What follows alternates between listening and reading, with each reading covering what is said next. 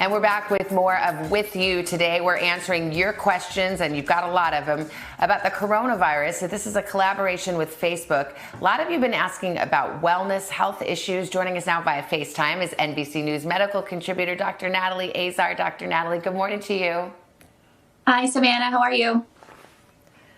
Good. It's good to see you across the airwaves. Our first question is from Laura on Facebook. She says, what about doctor appointments, like annual eye doctor appointments or routine follow-up visits? Should those be rescheduled? I'd add dental visits to that as well.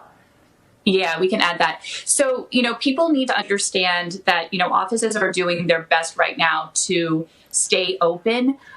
A lot of them are probably going to have to reduce hours and even consolidate practices just logistically. I think for folks with non-urgent concerns or for visits, you need to reach out to your healthcare provider to see what their capabilities are for virtual care, for online care, and also for telephone, office follow-ups. For example, in our practice, we're getting that up and running as of tomorrow. Everybody's getting trained on that. So again, urgent visits, that's a different story. Obviously, fever and cough, we don't want you coming in physically to the doctor's office. But a lot of practices are really starting to do this virtual care. Now, a lot of my answers are actually going to be the decision might be made for you. We just got a message from our orthodontist practice yesterday that they are rescheduling all non-urgent appointments. Yeah. So, Savannah, to the dental question, I think it's really, really interesting. The American Dental Association has guidance from CDC. People do need to remember that, disposable items are just that. They're disposed of. Dentists and hygienists do wear PPE, personal protective equipment, and non-disposable items are always sterilized between patients. But they may, people may find that their dentist office are going to be rescheduling routine cleanings. Yeah, it maybe just emergency dental procedures. Here's a question from Brian on Facebook. Mm-hmm. Hello, this is Brian from Washington State. I was just kind of curious on what the current restrictions or requirements to have dental work done. Yes, so Brian. Well, there's the dental question. Maybe you already answered it. Yeah, I think we already probably answered it. I think for routine cleanings might be rescheduled at this point, but people should feel pretty confident that dentists and hygienists do follow proper infection control procedure. Okay, Ruby asks, is it okay to schedule a major surgery for May? So this will probably differ throughout the country. We all know here in the city that the mayor has required that all elective surgical procedures are postponed. In my particular hospital, the definition of elective is that both the physician and the patient feel that it can be safely postponed for approximately 3 months. If either or both feels differently, then the surgery can continue or go as scheduled.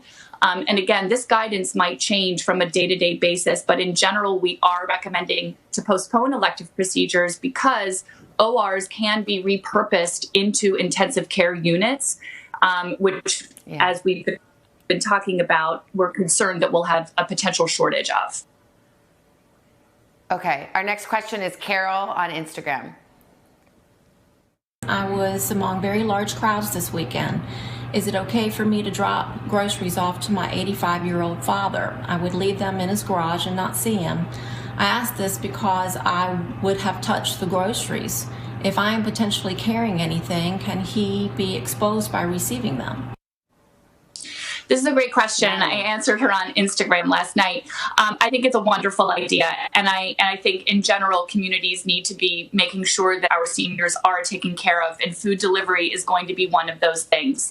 I would just say to Dad, when you bring it inside, wash everything thoroughly, wash his hands before consuming any of the food. And remember, we talk about this, survival of virus on surfaces.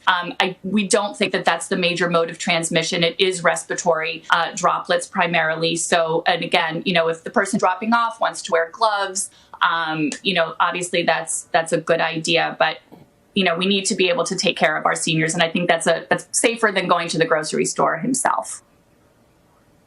Definitely. And he can wash his hands too. Okay, I think we've got one more. Angela on Instagram. Let's roll it. My name is Angela. I'm from Alaska, and I'm wondering how long the coronavirus lives on fruits and vegetables. And then how are we supposed to wash them once we get them home from the store to make sure that that virus is killed? Yeah. So this is a question we've been getting a lot for the last couple of weeks. For the most part, well, not for the most part, for the time being, there is no concern that the virus has affected our food sources. With fresh produce, especially, washing and scrubbing for, at least 20 seconds, just like we would do our hands, is of course important. And that's not just for the consideration of coronavirus, that's for any foodborne illness. So now's a good time to practice those maneuvers or things that we've been talking about for years, and to wash your hands before you eat, to cook things thoroughly. That's really the guidance that we can give right now. If that changes and anything is affected in our food supply, we will find out and guidance will change. Okay, Dr. Azar from home this morning, thank you so much. Stay safe.